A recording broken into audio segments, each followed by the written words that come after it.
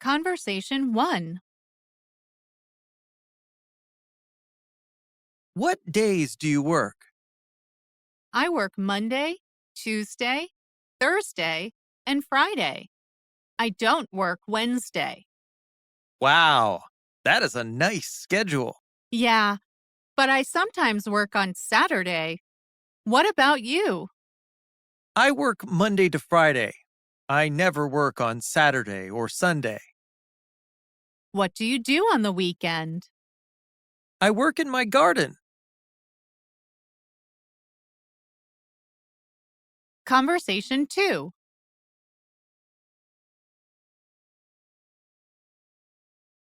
When do you study on the weekend? I study on Saturday morning. Really? I never study on Saturday. When do you study? I only study on Sunday night. Oh, I never study on Sunday. Sunday is my fun day.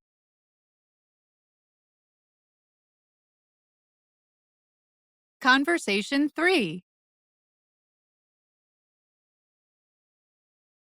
What days do you have English class? I have class on Monday and Thursday. When do you have math class? I have math class every day. What about history class? I have history class on Wednesday. Wow, you have a busy schedule. I know. Conversation 4.